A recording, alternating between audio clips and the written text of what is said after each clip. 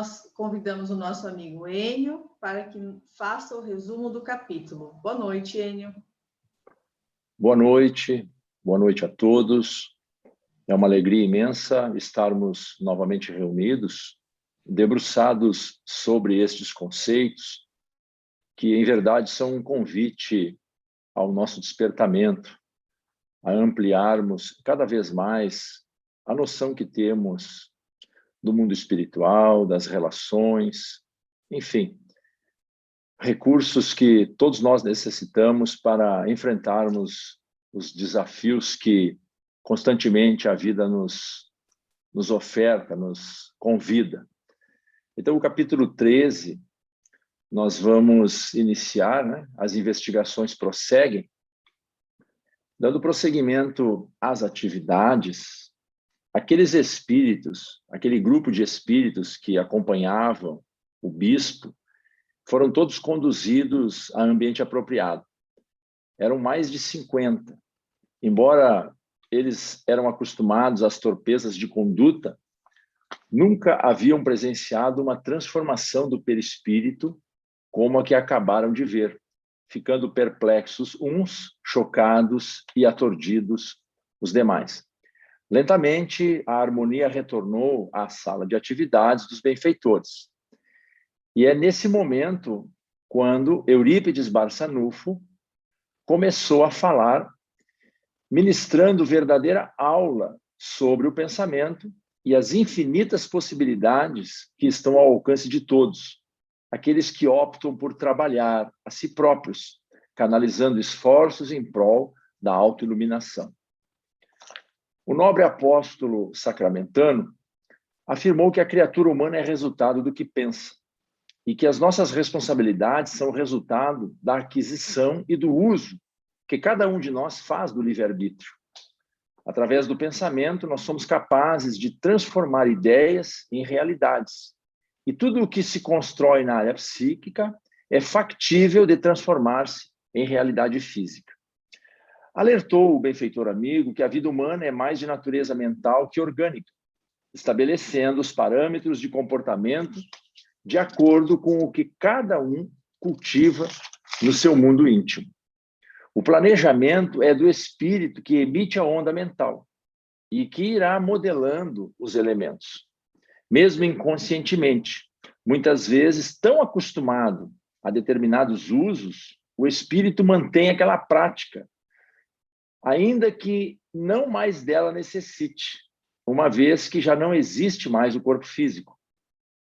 Possuidor de diversas formas e aparências, o seu inconsciente modela no além a que mais lhe era familiar, a que mais gostava ou a que mais ele era conhecido.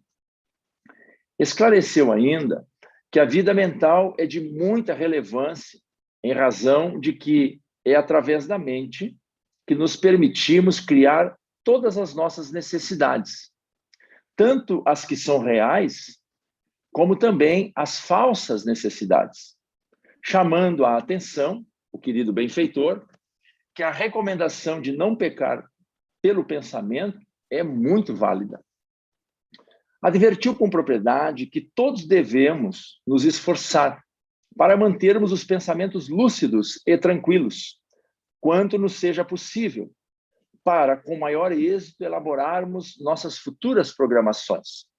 Eurípides frisou também na sua fala a necessidade urgente da disciplina mental, pois, em se tratando de um hábito, todos nós podemos inserir essas disciplinas mentais em nossas vidas. É uma questão de hábito.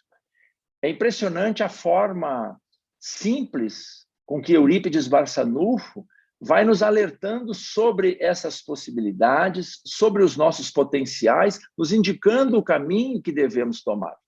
E nos convidou ao aprendizado, sugerindo como técnica excelente a substituição por uma ideia benéfica, ou melhor, sempre que nos encontrarmos atingidos por ideias frívolas, mesmo que aparentemente interessantes.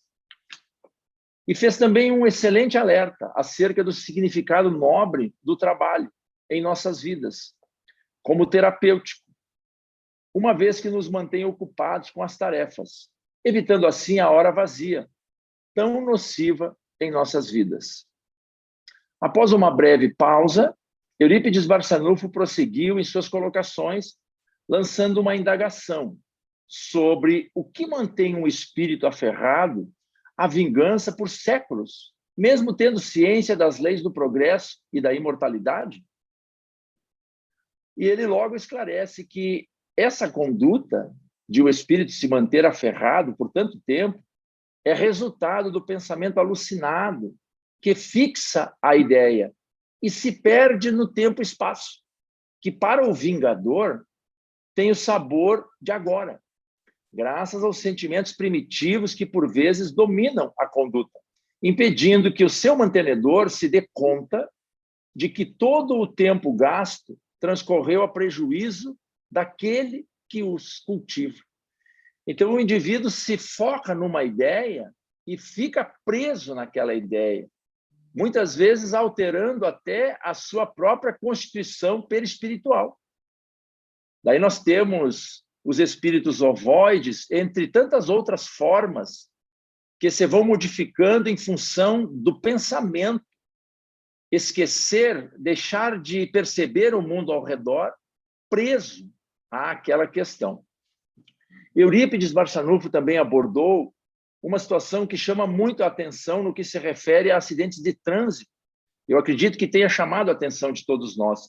Em determinadas estradas, em alguns pontos específicos, esclarecendo que os acidentados, não preparados para o desencarne, permanecem no lugar do acidente, sofrendo e muitas vezes sendo agredidos por outros espíritos em sofrimento, criando naquele local uma psicosfera sombria, que aturde outros viajantes descuidados. Também fez alusão aos apegos de toda espécie, aos pertences, às propriedades e também às pessoas que nós amamos e que vamos nos apegando, que acaba por induzir o espírito a essas ideias de posse alucinada, e não raro buscando atacar aqueles que se interessam por suas propriedades. Semelhante situação acontece nos segundos matrimônios, quando um dos cônjuges desencarna e o que prossegue reencarnado contrai um novo matrimônio. O desencarnado acredita-se traído e busca o ataque em defesa de sua honra, levando muitas vezes a obsessões.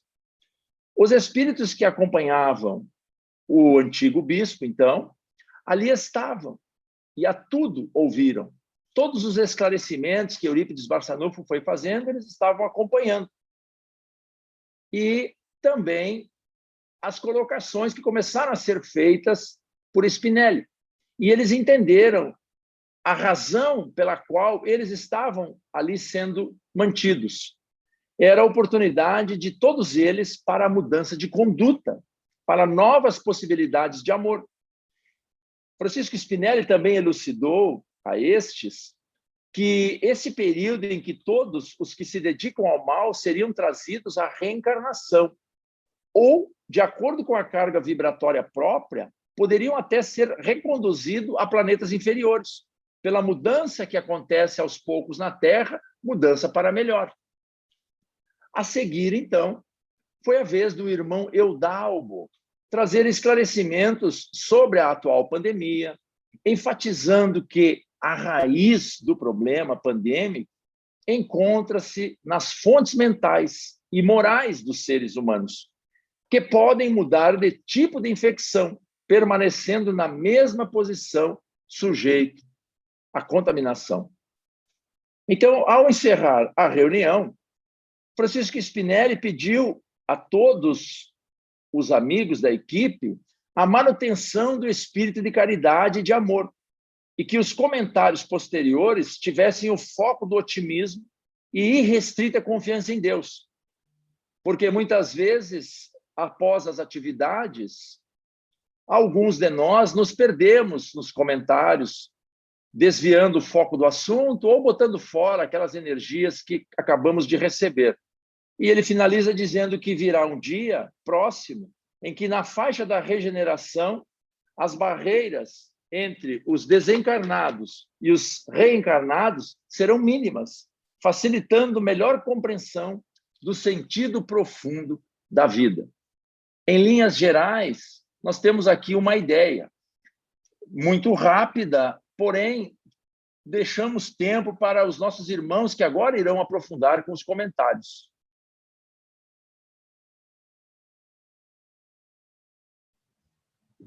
Obrigada, Enio. Agora nós convidamos a querida Jaqueline para fazer as suas considerações. Boa noite, amigos.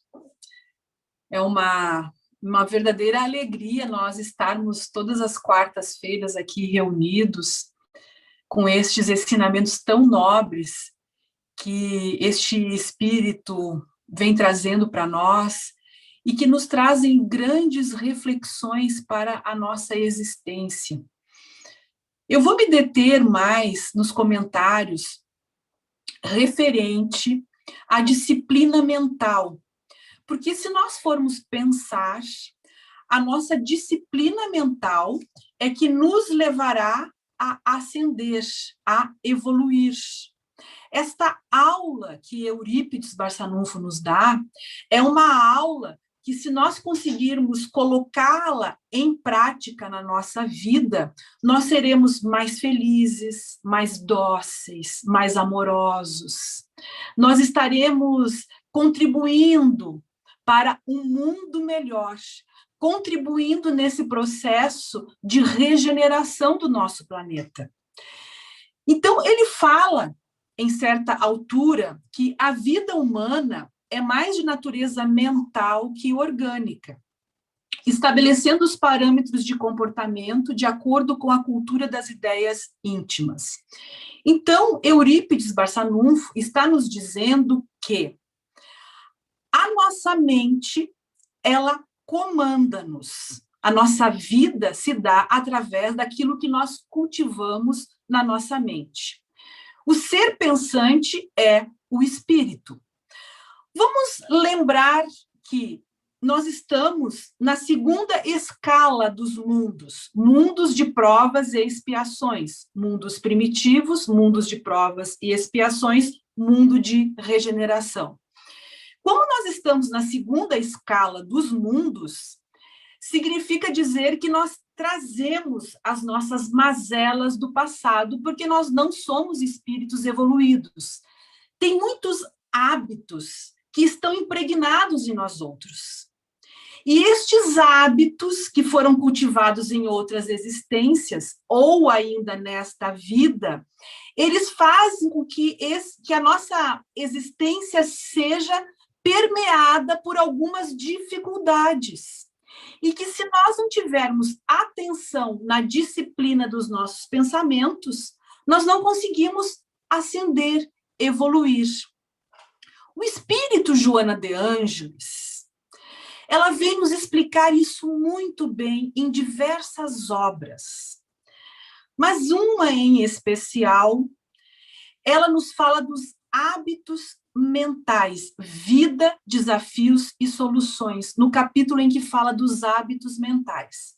Então, vamos ver o que a mentora nos diz. Ela nos diz que, em decorrência das nossas vivências anteriores, ficaram mais profundamente marcados os pensamentos de dor, de angústia, de pessimismo, em razão da sua força desequilibradora. São estas evocações inconscientes que primeiro assaltam a casa mental do indivíduo. Vejamos bem que é inconsciente, mas é um clichê mental que está lá em nós e que nos assalta.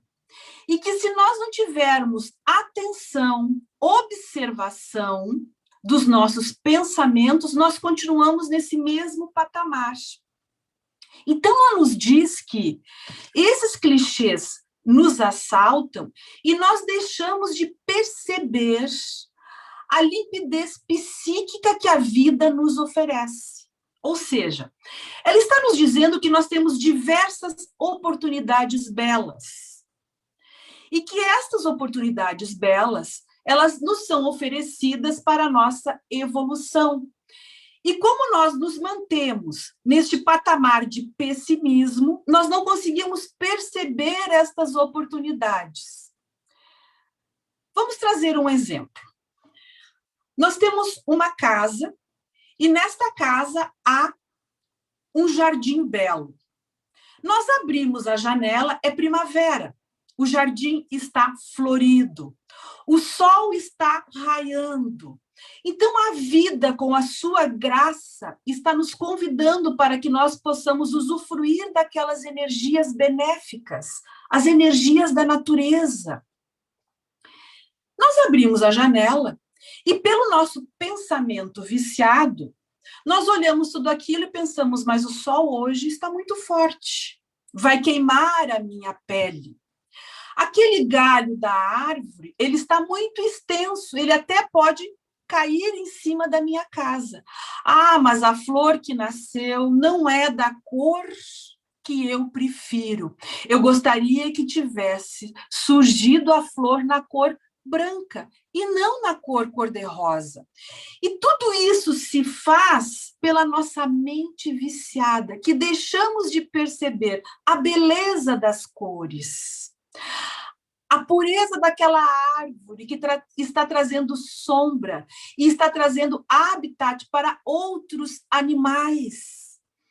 Então, o espírito Joana de Ângeles nos chama a atenção para a necessidade de nós disciplinarmos estes pensamentos para que os nossos olhares sejam olhares novos.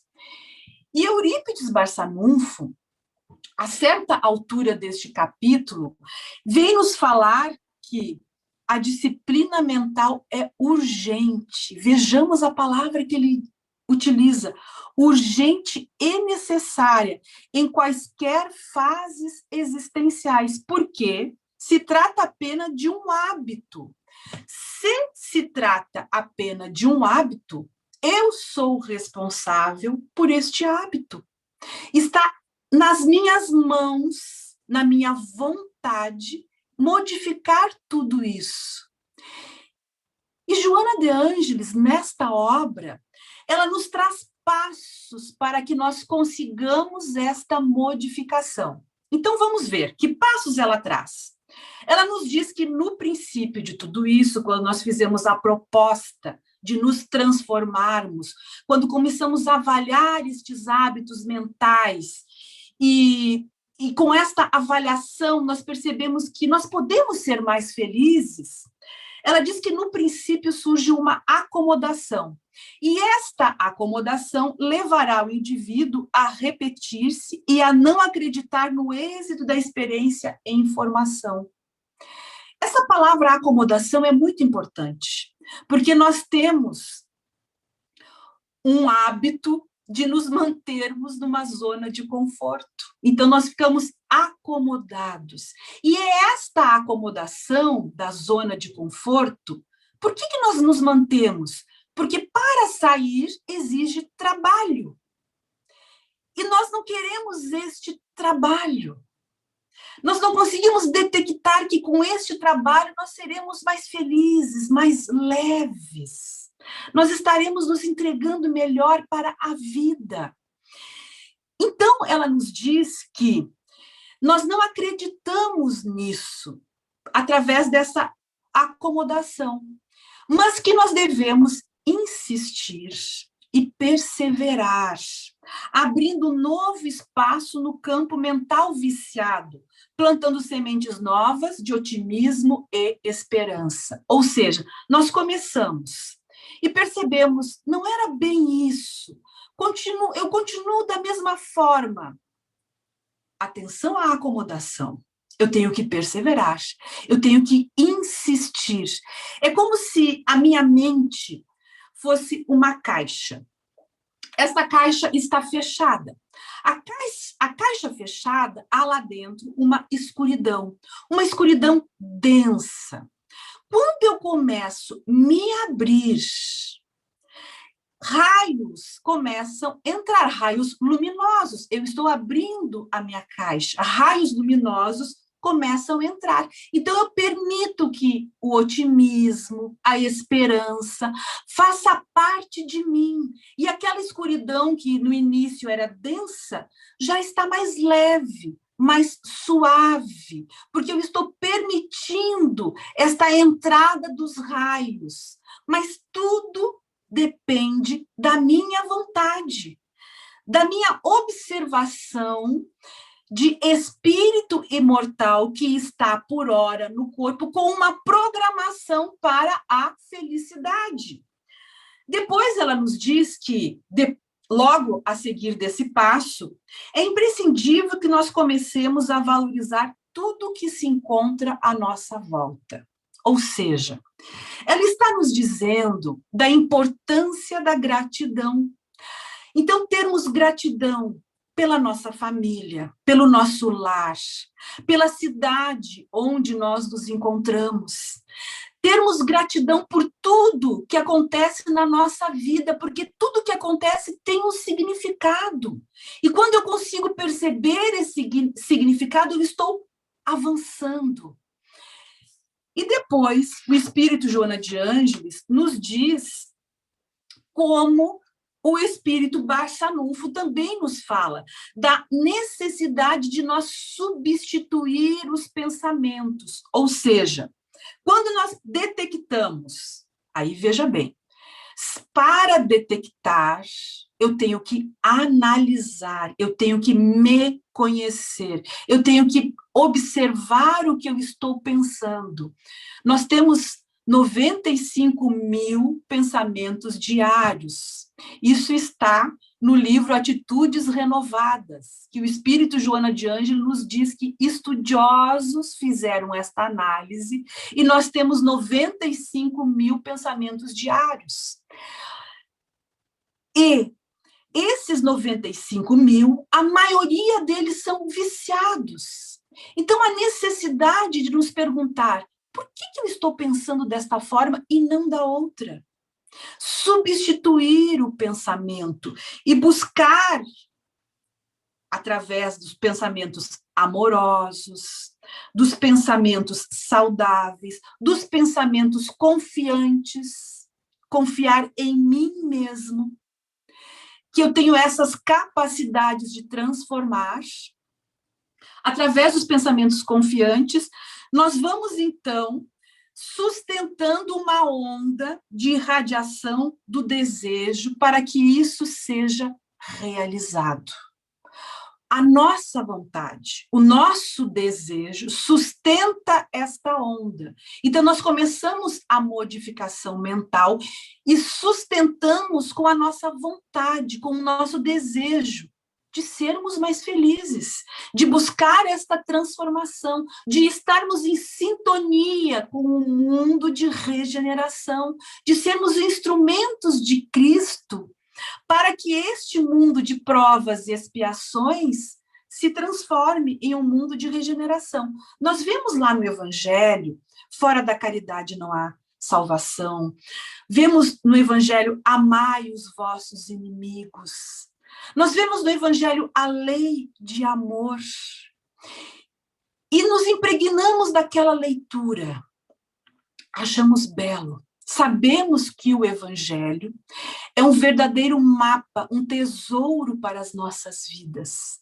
Mas para que nós consigamos olhar a caridade como um patamar para o meu avanço, eu tenho que modificar a minha casa mental. Para que eu consiga me inserir na lei de amor, eu tenho que modificar a casa mental. Então, tudo começa pela minha mente, pela disciplina dos meus pensamentos.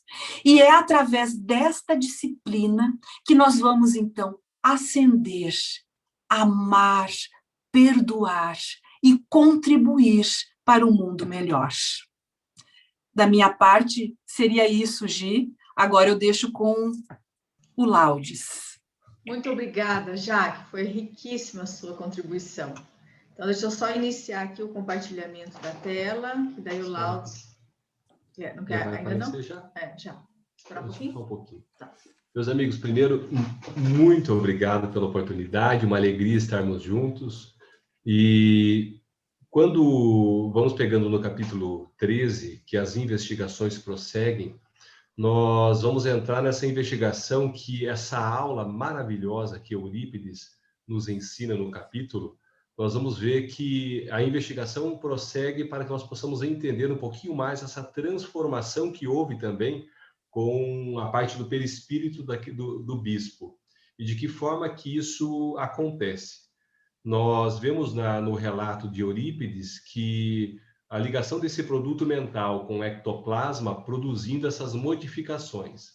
Eu não vou ousar entrar no aprofundamento do ectoplasma, já que a nossa querida irmã Eulália fez uma brilhante aula no capítulo 5, que quem tiver interesse pode voltar ao estudo e pegar a respeito do ectoplasma, que foi realmente maravilhoso.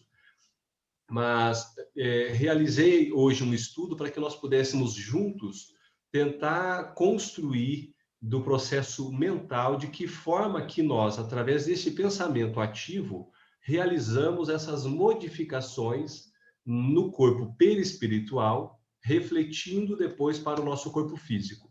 Se entendermos esse mecanismo, de que forma a mente, através do espírito ativo, produzindo esse pensamento, de que forma que esse pensamento vai entrar em reações diretas na questão do perispírito, a refletir-se também na matéria. Então, organizei alguns slides para que nós pudéssemos visualizar juntos. Nos diz Joana de Ângeles, no livro Dias Gloriosos, através das mãos abnegadas deste trabalhador que completa hoje 94 aninhos. A mente pensa sem o cérebro e comunica-se após a morte do corpo, enquanto que, danificado ou sem a ação que dela se origina, o mesmo é incapaz de pensar. Ou seja, o pensamento não é fruto do cérebro, mas é fruto da mente, é fruto de uma atividade direta relacionada à questão do espírito imortal. O cérebro nada mais é do que essa glândula tradutora deste pensamento, que verte diretamente por ação direta do espírito. E nós vamos vendo a profundidade e também o poder que todos nós temos vinculados aos nossos pensamentos. No livro Evolução em Dois Mundos, nós pegamos a psicografia de Chico Xavier, pelo espírito André Luiz, pelo Chico Xavier e Valdo Vieira, pelo espírito de André Luiz. E nos fala o seguinte. Não, está passando todos. Aí. É que está tampando ali, né? Você vai conseguir ler? Eu não vou conseguir. Não, então espera um pouquinho. Só um pouquinho. Então, nos diz lá, está compartilhando? Aí, agora deu.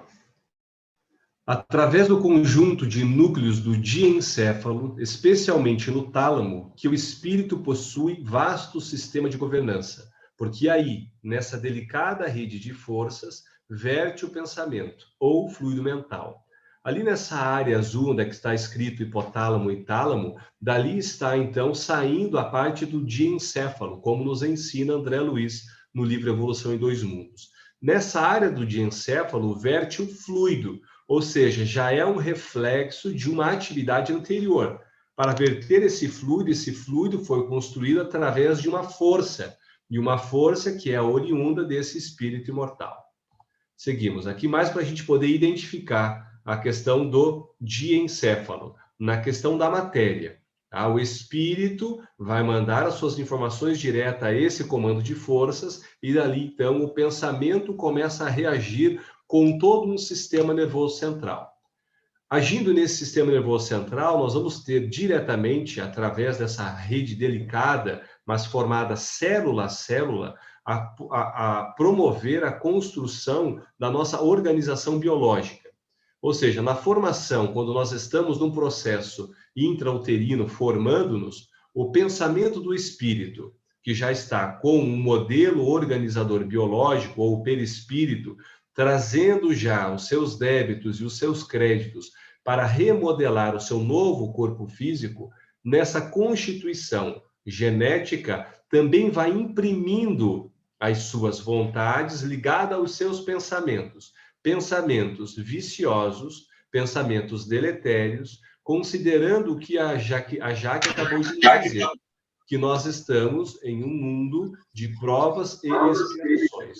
Ou seja, todos nós estamos nessa lei de causa e efeito. Então, aqui nós vemos essa ligação quando... Podemos passar um à frente. Na questão genética, quando nós pegamos os pares cromossômicos, todos nós apresentamos, na grande maioria, se não há uma deleção, se não há uma duplicidade de hélice, se não há alguma alteração direta cromossômica que venha por vontade do espírito para alguma prova específica ou para alguma expiação de débitos anteriores, o espírito vai impregnar essas células para sua formação. Só quero aprofundar, porque quando nós vamos pensando um pouquinho mais nessa organização biológica, essa dupla hélice de DNA vai formando a nossa constituição em 35 mil genes. Então, ali nós vemos essa dupla hélice, as estonas que vão acumulando, vão fazendo um aglomerado dessa hélice de DNA, e esse conglomerado do DNA de 35 mil vai formar o cromossomo. E nós vamos ter, então, esses pares cromossômicos que formam a nossa constituição genética. Aqui eu fiz a separação de um único cromossomo, né? Um gene, né? Um gene que vai formar, desses 35 mil, um par de cromossomo.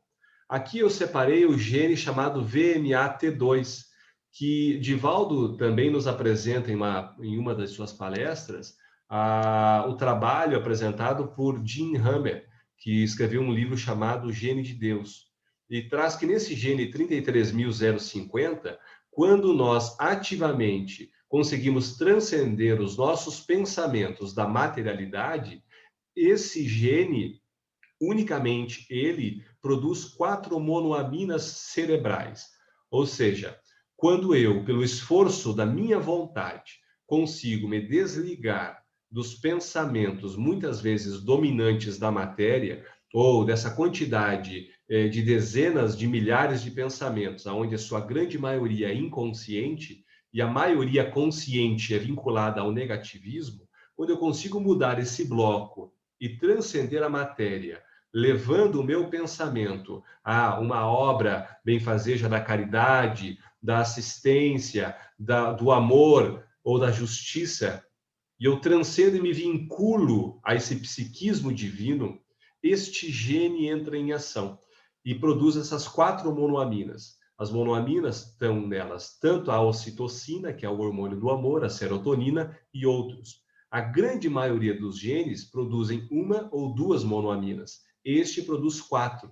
Por isso, então, Jim Hammer o intitula como gene de Deus, porque nos testes que ele fez, ele identifica que, indiferente se a pessoa tem alguma religião ou não, mas quando ela consegue transcender os seus pensamentos dos pensamentos materialistas, ele consegue verificar através da captação da saliva que há uma maior produção dessas doses hormonais. Aqui, pegando um estudo da biologia, para a gente fazer uma recordação, quando nós pegamos para avaliar as nossas células, nós vamos ver, deixa eu tentar ver a anotação aqui para a gente visualizar junto. Aqui, gente. Aí, só fazer. Só mexer?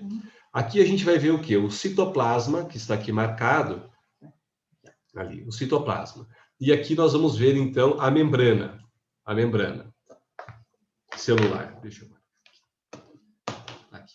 A membrana celular. Entre o citoplasma e a membrana está o ectoplasma, parte dentro, parte fora, mas não chega a estar fora da membrana, o ectoplasma. Aqui nós estamos o quê? Vamos aprofundando, ok? Vamos vendo a célula para a gente poder agora visualizar aonde está inserido todo esse conteúdo para saber como que o espírito vai interferir nas questões diretas de cada uma das nossas células. Quando lembramos que temos aproximadamente 100 trilhões de células na nossa constituição física, a saber que cada uma dessas células estão sendo comandadas, ligadas diretamente pelo perispírito ao espírito imortal que controla cada uma dessas células, tanto no sentido regenerativo quanto patológico. Aqui a gente vai ver a célula cortada ao meio. Ela cortada ao meio vai estar ali a carioteca e a cromatina. Na cromatina é onde estão os nossos materiais genéticos. Os 35 mil genes navegam aqui dentro dessa cromatina.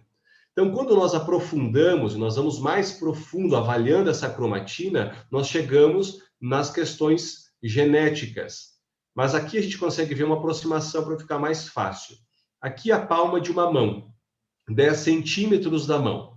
Se eu aprofundo, eu consigo visualizar 1 centímetro, 1 milímetro, 100 microns. Eu vou aprofundando, chegando a uma célula do glóbulo branco, 1 micron, 10 nanômetros. Em 10 nanômetros eu consigo verificar as duplas hélices do DNA. Em 1 nanômetro, nós estamos aqui nos blocos cromossomiais. Aqui é algo que eu gostaria de destacar, por quê? Nos diz André Luiz, no livro também Evolução em Dois Mundos, que neste bloco cromossomial é como se houvesse uma purpurina fazendo parte direta na ligação com os blocos cromossomiais. Ele intitula como bióforos, ou unidades de força. Diretamente nesses blocos cromossomiais estão o comando do perispírito em cada uma dessas células. Então, aqui é onde nós teremos o gatilho para despertar um compromisso assumido, para que nós possamos aprender nessa jornada reencarnatória através de uma dor ou de um sofrimento, ou através de uma boa conduta, o espírito poderá desativar o gatilho de algo que o espírito já aprendeu sem a necessidade de sofrer, nesses blocos cromossomiais. Então, nos diz Chico Xavier e Valdo Pereira, também no livro Evolução em Dois Mundos, particularmente no centro coronário, ocorre ponto de interação entre as forças determinantes do espírito e as forças fisiopsicossomáticas organizadas. Centro coronário é mais ou menos como isso. Aqui estão o centro coronário, ligados diretamente, então, ao centro cerebral e depois formando a delicada rede de forças e formando todo o campo que nós estamos envolvidos com o nosso fluxo energético. Seja ele de uma maneira positiva, seja ele de uma maneira deletéria. Mas essa forma que nós vamos tendo o formato em torno de nós, quem é o grande comandante é o espírito que vai vertendo os seus pensamentos através da conduta mental. Seguimos, então, no livro Evolução em Dois Mundos, quando André Luiz nos ensina dizendo: toda queda moral nos seres responsáveis opera certa lesão no hemisfério psicossomático ou perispírito, a refletir-se em desarmonia no hemisfério somático ou veículo carnal, provocando determinada causa de sofrimento. Nos deixa claro, André Luiz, que toda queda moral gera lesão no perispírito e dali vai refletir diretamente ao veículo carnal. Ou seja, tudo inicia na queda moral. A casa mental que vai conduzir a nossa conduta ética, moral, da nossa existência, é o grande carro-chefe para que possamos tanto ir para um caminho do sofrimento, quanto um caminho de aperfeiçoamento ético-moral da nossa existência. André Luiz, no livro Mecanismos da Mediunidade, também psicografia de Chico e de Valdo, nos diz: quando vibram os átomos da matéria. Então, nos diz André Luiz no livro Mecanismos da Mediunidade, quando vibram os átomos da matéria mental, correspondendo à formação de calor na matéria física, geram-se ondas de comprimento longo, que se estabelecem com o propósito de manutenção de nossa individualidade, ou de simples noção do eu. Estas ondas longas prestam-se também para sustentar a integração da nossa unidade corporal, mantendo interligado o universo de células que compõem o nosso corpo físico. Ou seja, toda a vibração dos átomos da matéria, seja da vibração dos elétrons, de 75 a 80 mil giros por segundo, Da mesma maneira, a parte do próton ou do elétron, girando um pouquinho mais rápido, no centro do nêutron, mantendo esse átomo vibrante, vai depender exatamente da matéria mental, que vai trazer maior vibração ou menor vibração. E isso vai fazer com que essas ondas de comprimento longo possam manter esses processos de individualidade, fazendo com que o nosso corpo físico possa padecer o reflexo da saúde da matéria mental que eu estou extravasando através dos meus pensamentos. O livro Missionários da Luz, então, nos diz André Luiz: nas moléstias da alma, como nas enfermidades do corpo físico, antes da afecção, existe o ambiente. As ações produzem efeito, os sentimentos geram criações, os pensamentos dão origem às formas.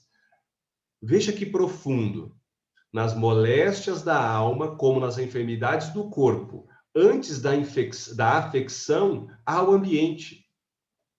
Ou seja, eu primeiro preciso produzir esse ambiente, e esse ambiente está sendo produzido diretamente na minha casa mental. Dali, pegamos, a ação produz efeito, os sentimentos geram criações, os pensamentos dão origem às formas.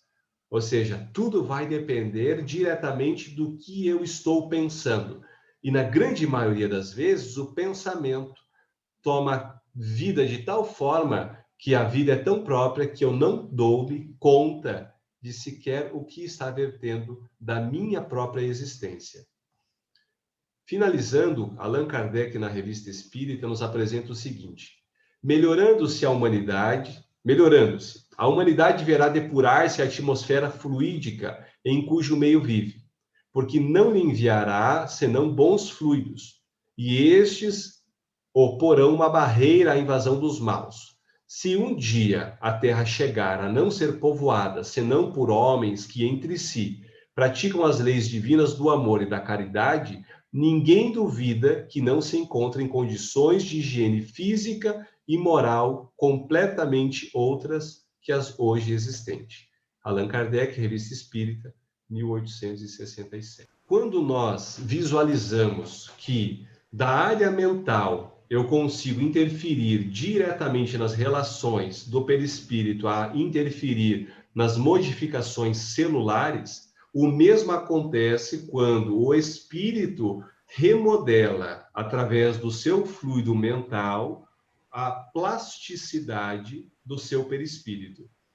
É tão brilhante quando Eurípides coloca que uma ideia mental primitiva, quando colocando num processo de monoideia, pode prejudicar o espírito, da mesma maneira quando ele cita a lei do perdão, ou a lei do amor, ou a lei da caridade, quando bem vivida, também podendo colocar num processo de monoideia, pode trazer a exaltação, o aperfeiçoamento, o aprendizado. Se eu consigo me fixar numa ideia viciosa, se eu mudar o estímulo, eu também consigo produzir uma monoideia positiva. Mas basta a mudança de vibração. Porque para eu conseguir mudar a vibração do meu pensamento, primeiro eu preciso identificar o pensamento invasor ou viciado. E se é um pensamento habitual que de repente eu não tenha a habilidade de identificá-lo, quando eu percebo, ele já me dominou ou já consumiu praticamente o meu fluido vital do dia, porque eu não tive a habilidade ou a coragem de paralisar esse pensamento e mudar de foco. Eu estou com aquela monoideia. E a monoideia, como nós vemos, para passar períodos longos, séculos vinculados àquela ideia de vingança, que quando eu me caio em si, como filho pródigo, já passaram séculos naquele pensamento viciado. E que quando eu produzo também um pensamento positivo, eu também posso começar um caminho rápido da minha evolução a depender exclusivamente do meu esforço e da minha vontade. Ou seja, tanto na constituição física, material do corpo físico, mas a reflexo do nosso perispírito, o grande piloto dessa maquinaria é o nosso espírito, ainda em aprendizado. mas a depender especialmente de algo que a própria benfeitora Joana de Ângeles nos diz. Quando o homem descobrir a potência do pensamento, será como estivesse redescobrindo o fogo. Tamanho a importância do pensamento nas nossas existências. Então é chegado o momento para que nós possamos refletir a respeito do que está vertendo de mim para fora. Se eu não tiver essa habilidade de começar esse autoaperfeiçoamento, tanto colocado por Leon Denis, tanto colocado por Allan Kardec no Livro dos Espíritos e tantos outros filósofos, nós estaremos passando a nossa existência sem conseguirmos identificar qual é o verdadeiro sentido dela, porque sequer passamos a existência conhecendo quem nós verdadeiramente somos. Seria isso. Muito obrigado. Com certeza ficaram algumas dúvidas e a gente vai enviar esse material todo pelo WhatsApp, também o da Jaque, se ela puder depois nos passar, para que a gente possa aprofundando, né, esses temas tão interessantes. Obrigada, Laudeline. Agora nós vamos chamar o nosso querido amigo Lincoln para responder a primeira pergunta. No capítulo 13, página 199, parágrafo 4º, diz: as transformações perispirituais primitivas, muito comuns nos seres atrasados, dão lugar aos contos imaginários do passado sobre vampiros, casas mal-assombradas e etc. Pergunto: se são contos imaginários, como se pode explicar um fenômeno que eu mesma, no caso a pessoa que enviou a pergunta, fui testemunha por volta do ano 1960, quando em uma casa da rua que eu morava, pedras rolavam do telhado da casa e ficavam amontoadas no chão. Ninguém queria morar na casa, pois esse fenômeno se repetia todos os dias por volta das 18 horas. E o barulho das pedras fazia a vizinhança sair para ver, e todos nós ficávamos arrepiados e apavorados, pois não tinha ninguém na casa e as pedras rolavam do telhado e permaneciam no chão. Então, Lincoln, é com você. Ok, muito boa noite a todos, os corações amigos que nos acompanham nesse estudo, sempre gratificante, todas as quartas-feiras. A narrativa apresentada pela pessoa que nos fez a pergunta, realmente, desde que verificadas aquelas preliminares que Allan Kardec praticava, no sentido de, primeiramente, verificar se o fenômeno não tem causas materiais, ou seja, se alguém encarnado não está provocando, uma vez eliminadas essas possibilidades, então ele passa a ser estudado sob o aspecto de uma manifestação física. Nós podemos estudar esses fenômenos muito detalhadamente em O Livro dos Médiuns, capítulo 5, das manifestações físicas espontâneas, já que ali Allan Kardec faz uma abordagem bastante interessante, inclusive apresentando um caso semelhante que aconteceu em Paris, em 1860, no mês de junho, que está também na Revista Espírita de agosto de 1860, onde, pela mesma razão, ou da mesma forma, um espírito atirava pedras ou outros elementos contra uma residência. O trabalho que Allan Kardec fazia a respeito dessas manifestações era de identificar esses espíritos para entender o que eles querem a respeito dessa manifestação. Por trás dessa manifestação, há um espírito que busca nas suas próprias energias e nas energias de alguém que pode estar presente naquele ambiente ou ausente daquele ambiente também, e através da manipulação dessas energias, fazer a projeção, no caso aqui, dessas pedras sobre a residência. Então, o essencial aqui é buscar-se a origem dessa manifestação. Por que o espírito está agindo assim? O que ele está transmitindo? Qual a mensagem que ele está transmitindo? Pode ser um espírito brincalhão que esteja divertindo-se com o medo das pessoas, sim, mas pode ser alguém que esteja chamando a atenção. Naturalmente, o fenômeno sendo levado a uma consulta, eventualmente, a uma reunião mediúnica, os espíritos podem orientar de alguma forma a como proceder neste caso, levando especialmente a oração àquele ambiente, convidando também as pessoas que moram naquele local a buscarem o contato com oração, orar por eventuais espíritos que ali estejam fazendo esse tipo de procedimentos, e assim buscar a pacificação das coisas. Mas a dúvida da pergunta menciona os contos imaginários e logo em seguida fala sobre a ocorrência desse fenômeno, já que ele foi mencionado por Eurípides Barçanufo, que em função dessas transformações perispirituais primitivas, muito comuns nos seres atrasados, dão lugar a contos imaginários sobre vampiros, casas mal-assombradas, vinganças diabólicas, dominação de bens materiais, etc., e conclui a sua observação dizendo que isso decorre da ignorância que nós temos ainda a respeito das leis que regem esses fenômenos.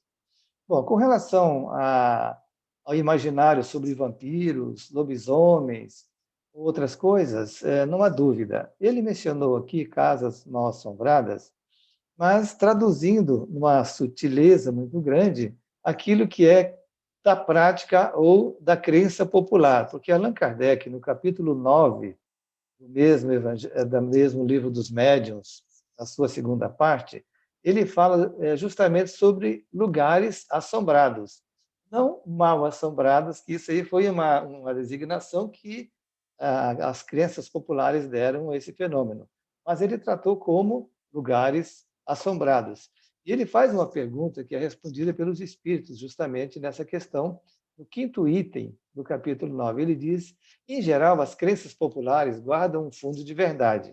Provavelmente, qual terá sido a origem da crença em lugares mal assombrados?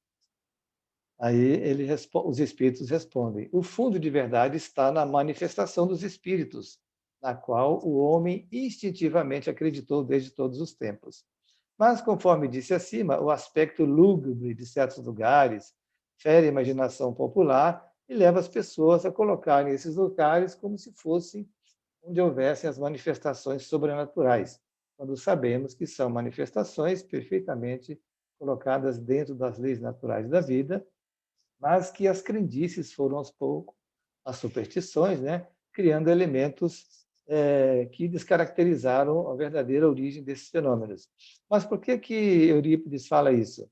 Porque vamos lembrar que, ao concluir o capítulo anterior, ele demonstra ali uma transformação que o espírito do ex-religioso fez ao retornar às lembranças do passado, em que ele usou inadequadamente o seu poder clerical para atitudes menos dignas, até transformar-se, de alguma forma, num ser lupino. Essas manifestações de transformações perispirituais são provocadas por espíritos em diversos locais. E pessoas, muitas vezes, visualizam essas imagens, seja psiquicamente, ou eventualmente até por fenômeno de materialização, e tomam isso como uma referência da presença do diabo, da presença de espíritos maléficos, porque o perispírito, sendo ele muito maleável, o espírito faz a sua formatação de acordo com os desejos dele. Assim como também, no lado positivo, espíritos grandiosos manifestam-se de uma forma brilhante para pessoas quando têm que comunicar-se de alguma forma.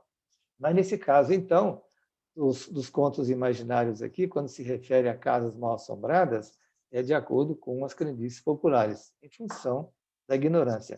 Mas vale a pena ler esse capítulo 9, onde temos aí os registros sobre os lugares assombrados. E vou dar um exemplo, só para concluir, do que a nossa ignorância produz em relação a essas manifestações. O Papa Gregório IX, que em 1233 criou a Inquisição, emitiu também uma bula papal, onde ele decretou uma série de análises a respeito da utilização de gatos que seriam utilizados na Alemanha para supostas seitas dos hereges. A partir daí, todos começaram a perseguir os gatos, especialmente os gatos pretos, e foram sacrificados milhares de gatos. Em função da morte dos gatos, que a população toda começou a praticar, aumentou o número de ratos, e o rato é portador de uma bactéria, uma pulga que é portadora de uma bactéria, e produziu aquela peste negra que matou mais de 200 milhões de pessoas. Então, vemos que a nossa ignorância, as crendices, as superstições criam muitos prejuízos para a nossa da nossa sociedade em qualquer época do mundo. E então, diante disso, vamos buscar o conhecimento de todas essas manifestações físicas para que possamos sempre discernir a respeito do que acontece e procurar o encaminhamento das orientações necessárias às pessoas que nos apresentam essas questões. Deixamos este comentário. Se os demais irmãos quiserem complementar, são convidados. Muita paz. Muito obrigada, Lincoln. A próxima pergunta vai para a nossa querida amiga Eulália. A pergunta que chegou diz assim: o capítulo 13, se entendi bem, trata da sintonia dos espíritos desencarnados e do cuidado que nós, encarnados, devemos ter com os nossos pensamentos. No segundo parágrafo da página 197, Eurípides Barçanufo fala do automatismo envolvendo o modelo biológico organizador, ou modelo organizador biológico, que acompanhará o espírito reencarnante. Pergunta: sabemos que estagiamos ainda no grau de espíritos inferiores em referência à escala espírita. Em que momento dessa caminhada evolutiva o espírito consegue participar de forma a escolher seu corpo e suas provas? Boa noite, Eulália. Boa noite, Gi, Laudes. Eu estou aqui maravilhada diante da aula que recebemos até agora e quero expressar a minha gratidão de poder participar desse grupo, dessa família MPM, né, como fala a nossa Sueli.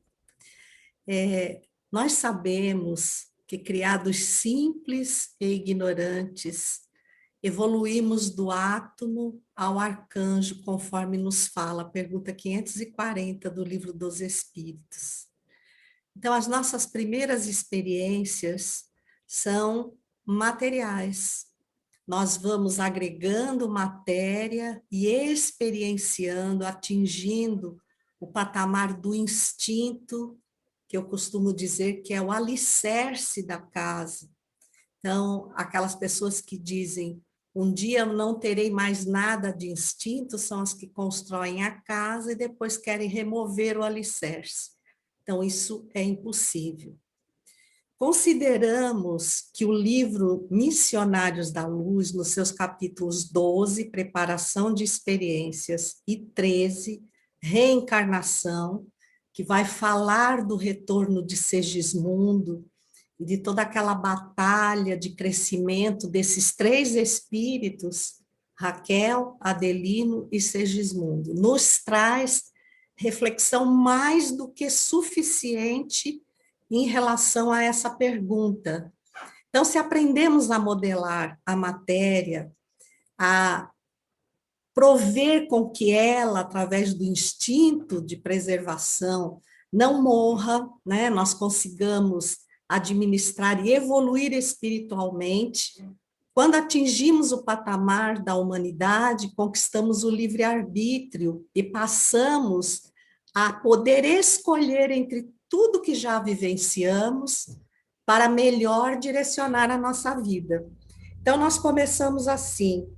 No capítulo 13 do Missionários da Luz, diz assim: em geral, a reencarnação sistemática é sempre um curso laborioso de trabalho contra os defeitos morais pré-existentes nas lições e conflitos presentes.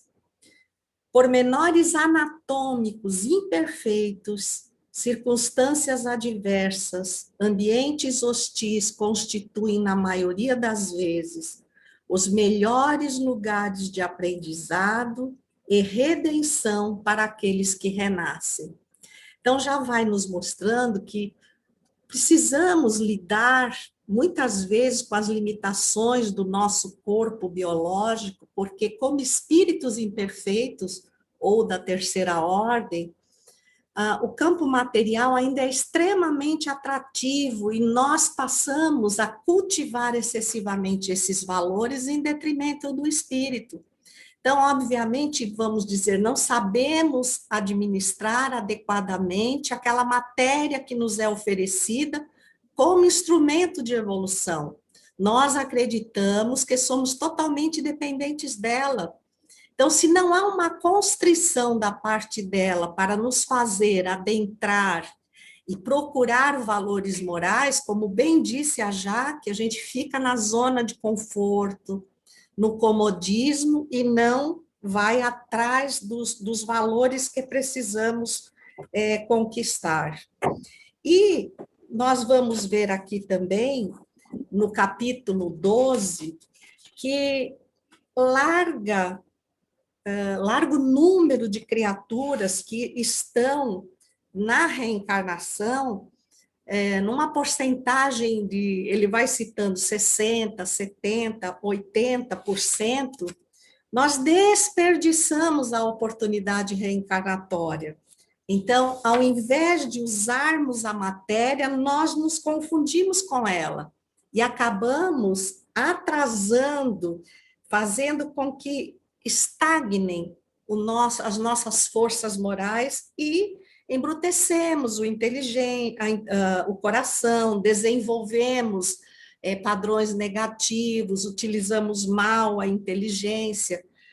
Obviamente, muitas vezes, nós vencemos as limitações da hereditariedade automática por intercessão de espíritos benfeitores que nos permitem, né, que intercedem por nós, a fim de modificar a matéria em algumas limitações, para nos impulsionar o progresso, para nos animar, para que nós passemos a dar um valor diferenciado.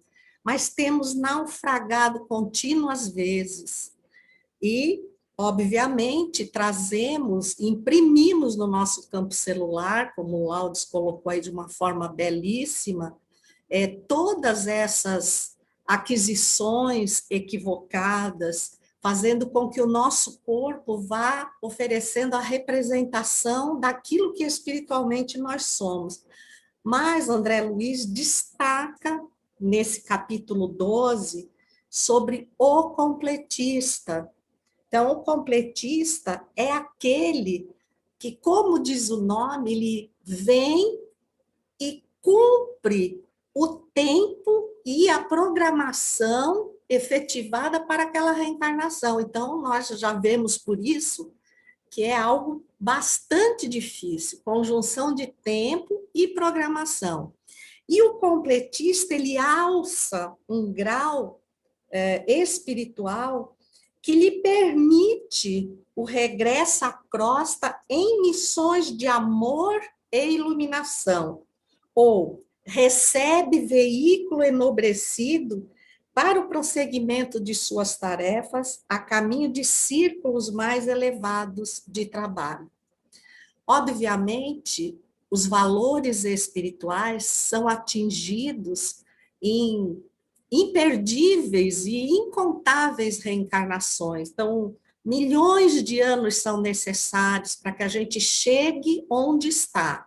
E todas as experiências que nós estamos vivendo neste momento nos oferecem a bênção da oportunidade de modelar a nossa casa mental, o nosso campo mental, de aceitar as nossas limitações, como se fosse aquele velho e gostoso bolo da vovó, que a gente chega na casa dela e pede, e embora ela não tenha todos os ingredientes, ela faz o mesmo delicioso bolo, porque tem o componente do amor. Então, amar o que temos, sem termos tudo que achamos que amamos, é a receita para atingirmos essa maioridade que nos vai poder permitir a escolha definitiva da forma. É porque já atingimos o grau de aprender a administrar a alma que somos, o espírito que somos.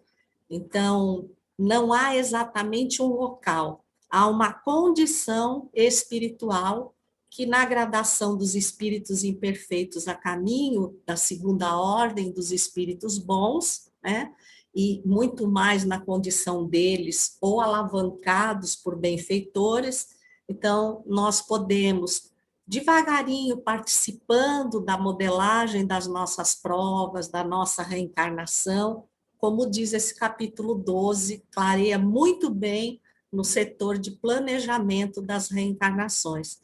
E espero que nós saibamos aproveitar esta, que tem sido uma dádiva, né, de testemunharmos um momento tão importante na Terra. Muita gratidão e passo a agir. Muito obrigada, Eulália. Maravilhosa a sua contribuição, como sempre. Agora nós vamos encaminhar a pergunta para o nosso amigo Marco Negrão.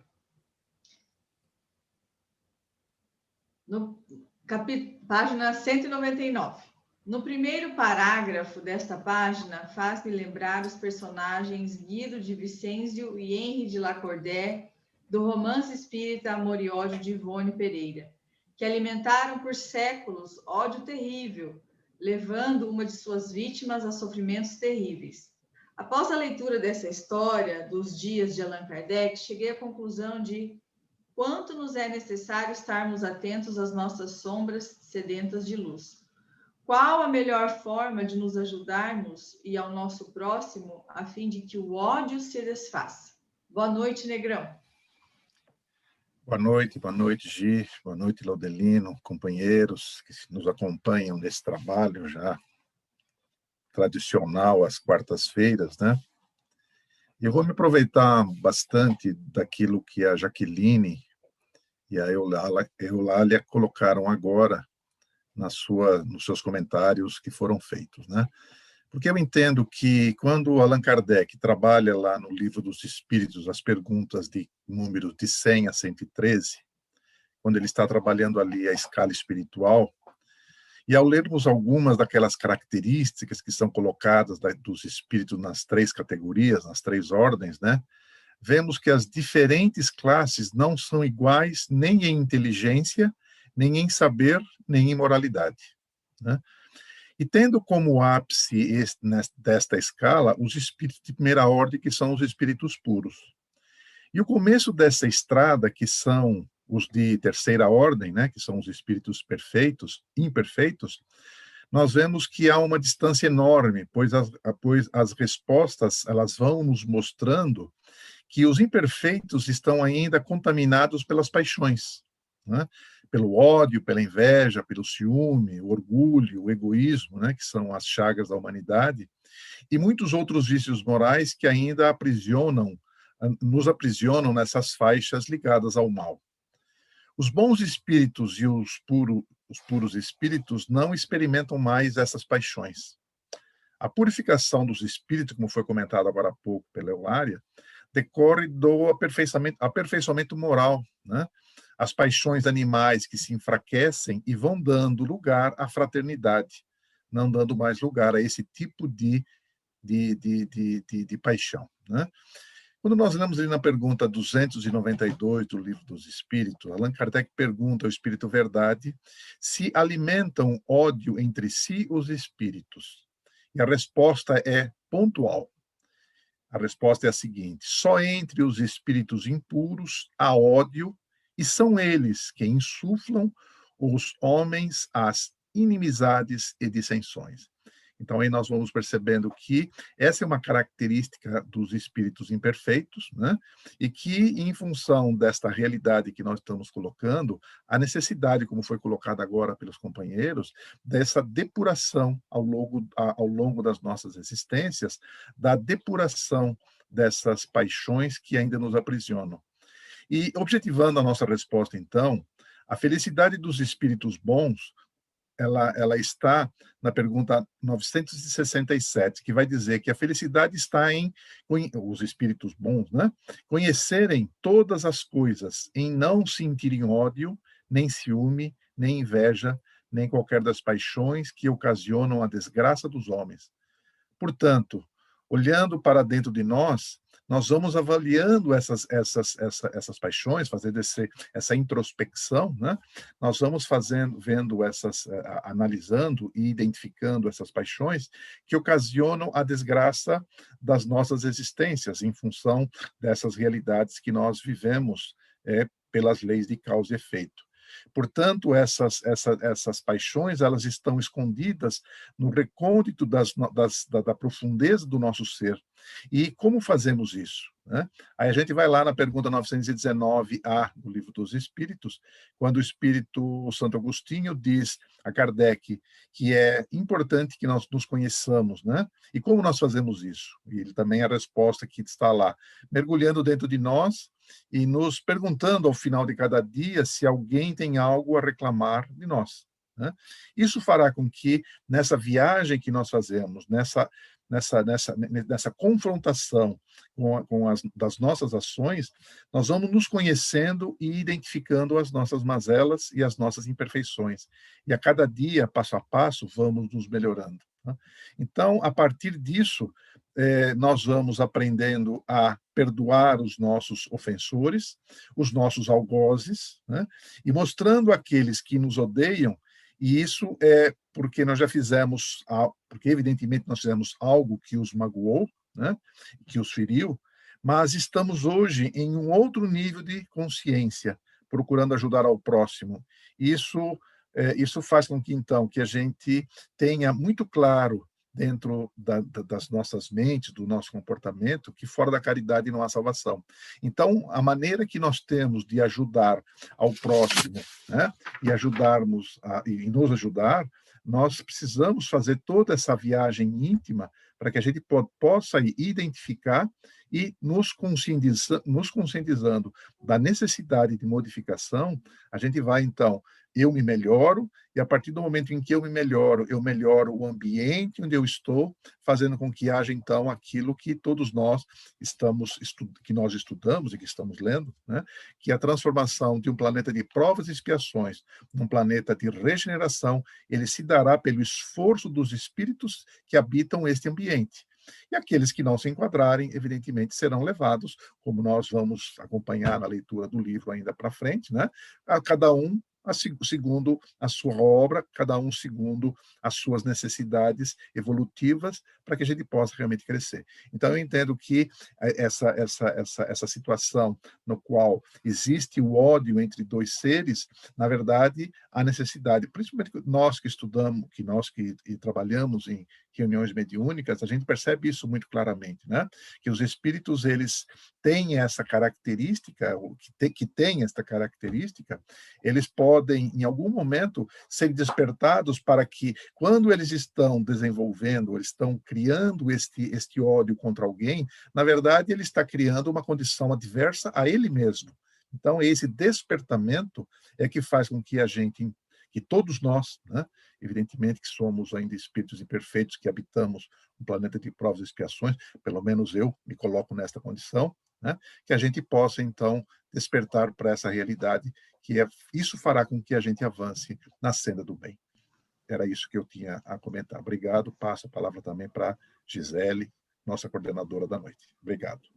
Muito obrigada, Negrão. Nós é que agradecemos pela sua contribuição. A próxima pergunta e última é para o nosso amigo Vitor. Vitor, nós traduzimos a pergunta para facilitar o entendimento das pessoas assim.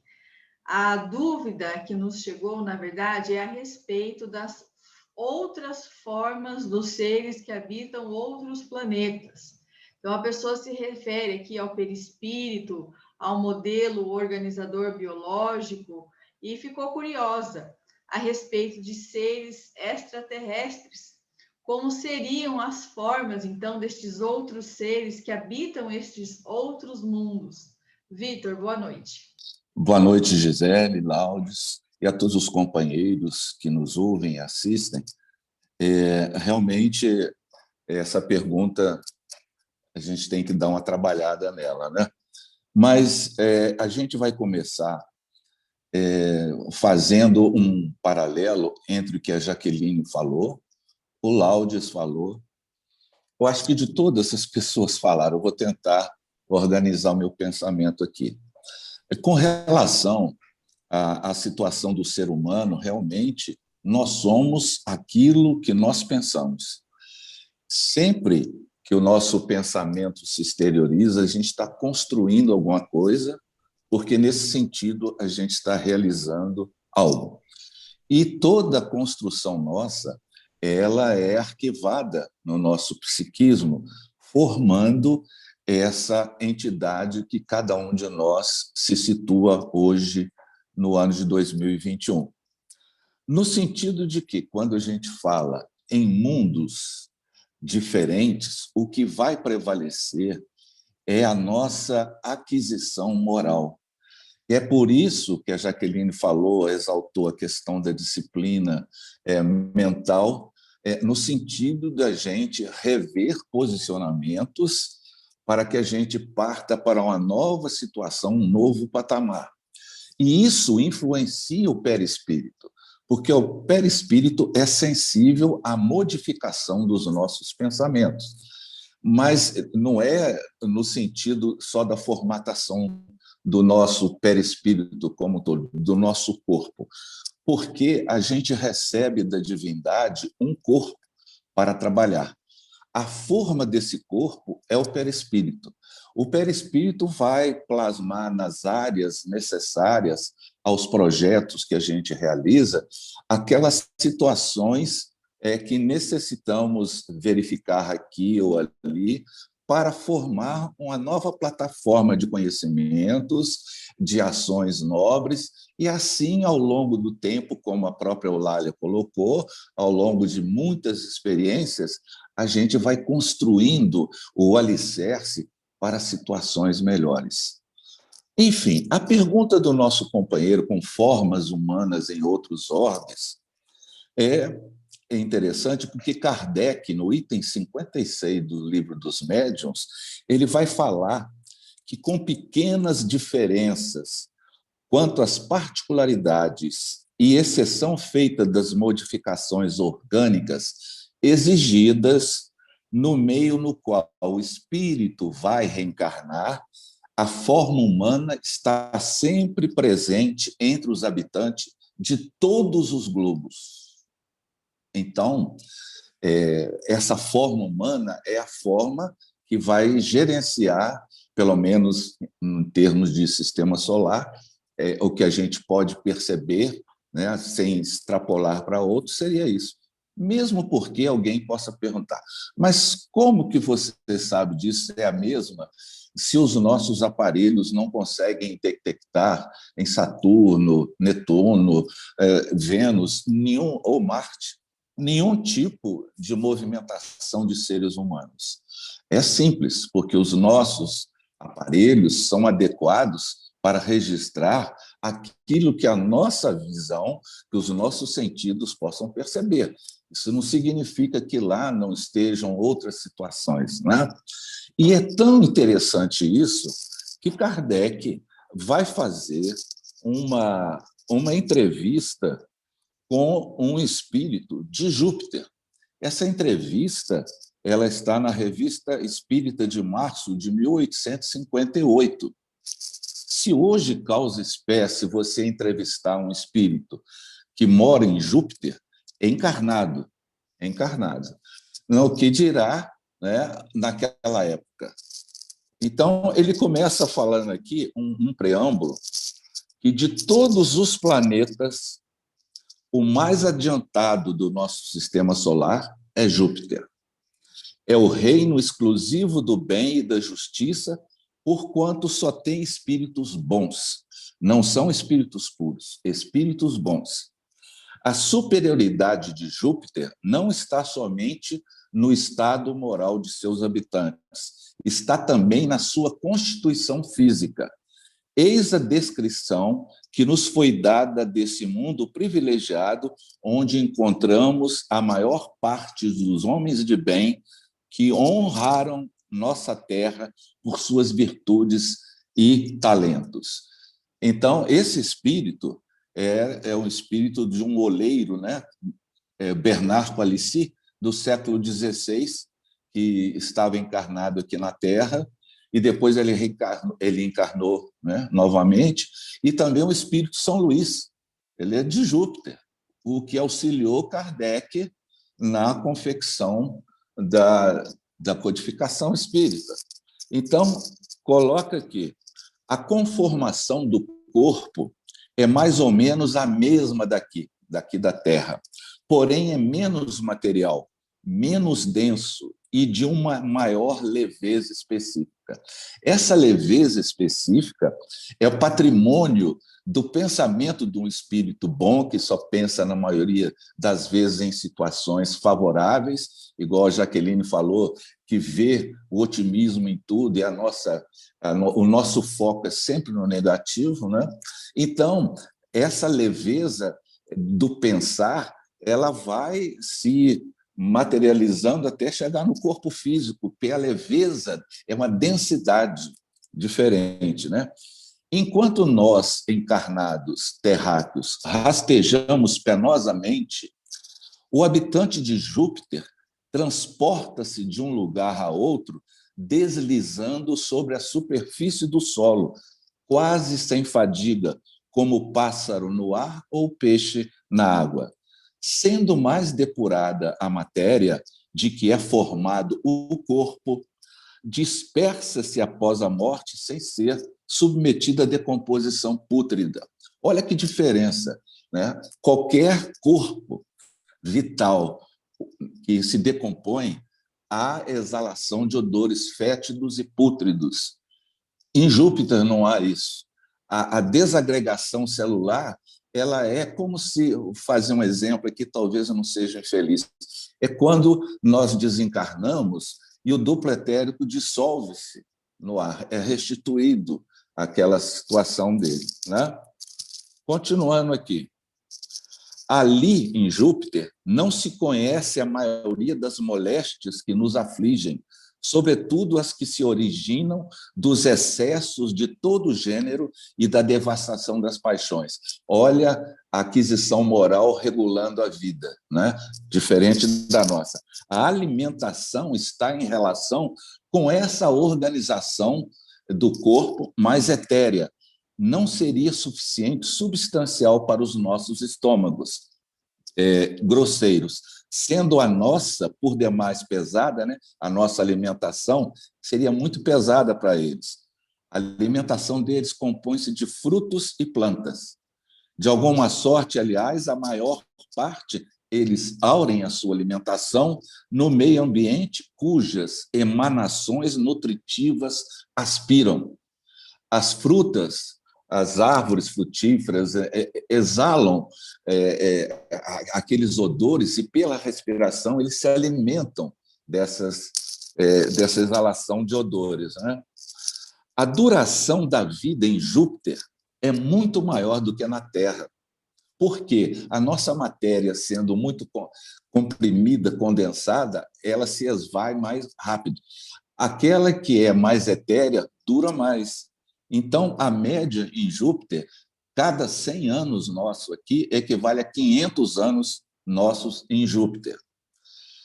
O desenvolvimento também é muito mais rápido. A infância em Júpiter dura alguns meses dos nossos. Sob esse leve envoltório, os espíritos se desprendem, ou seja, envoltório físico, né? Sendo ele mais leve, menos denso, os espíritos se desprendem mais facilmente e entram em comunicação recíproca apenas pelo pensamento, sem, evidentemente, excluir a linguagem falada. Então, continuando aqui, é empolgante esse estudo. Na maior parte deles, a segunda vista, ou seja, aquela capacidade de você perceber na vigília ou à distância, é um estado normal entre eles. Eles têm isso fácil, porque nos mundos menos grosseiros, isso é facultado pela fácil acomodação entre o corpo físico e o perispírito deles. A intuição que eles têm do futuro, a segurança de uma consciência isenta de remorsos. Então, eles vêm chegar à morte, por exemplo, sem nenhum temor, porque eles se conectam diretamente com os seus superiores pelo pensamento, seja em vigília, ou seja, durante o sono. Foi com essa intenção aí que o Bernard Palissy vai responder. A atmosfera de Júpiter é formada dos mesmos elementos que a atmosfera terrestre, isso quem perguntou foi Kardec, né? Resposta: não, os homens não são os mesmos, suas necessidades mudaram. Existem água e mares em Júpiter? Sim. Aí alguém vai perguntar: como é que eu não vejo? Como é que a gente não vê a água do Rio Azul em nosso lar, por exemplo? Não tem nenhuma fotografia lá do Rio Azul para nos mostrar. Então, a gente sabe que a água tem uma densidade diferente em nosso lar. Só que em Júpiter é a mesma coisa, mesmo sendo um orbe físico, com pessoas encarnadas, né? A água é formada dos mesmos elementos que a nossa? Resposta: sim, mas é mais etérea. Há vulcões em Júpiter? Não. Nosso globo não é atormentado como o vosso. Lá, a natureza não teve suas grandes crises. É a morada dos bem-aventurados. Nele, a matéria mal existe. Continuando aqui. As plantas têm alguma analogia com as nossas? Sim, mas são mais belas. Estado físico dos habitantes. A conformação do corpo dos habitantes guarda relação com o nosso? Sim, a mesma. Pode nos dar a ideia de uma estatura dos habitantes de Júpiter? São grandes e bem proporcionados, maiores que os vossos maiores homens, ou seja, dos nossos maiores homens, em termos de altura, eles são maiores ainda. Então, eles vão dizer a respeito do sexo, a base da alimentação, já falou, e eu gostaria de passar para vocês aqui alguma bibliografia. O livro A Caminho da Luz, de Emmanuel, que ele vai revelar como extraterrestres os oriundos de Capela, Cartas de uma Morta, de Maria João de Deus, em que ela vai falar de Saturno e alguma coisa de Marte, falar de mundos lá, né? Novas Mensagens, de Humberto de Campos, que vai falar de uma ida dele, espírito, em Marte, e vai falar uma coisa impressionante, que eles se reúnem diariamente, enviando mensagens para a Terra, porque a Terra é um irmão que incomoda as vizinhanças, né? E vamos lembrar aqui também do do nosso Manuel Filomeno de Miranda, falando do espírito Órion, que esses corpos, né, vão ser novamente adicionados a uma genética nova, com essa miscigenação que vai ocorrer agora no mundo de regeneração. Então, é o livro Transição Planetária que vai falar sobre isso. Seria mais ou menos isso. Obrigada, Vitor. Foi muito rica a sua contribuição. As pessoas estão agradecendo.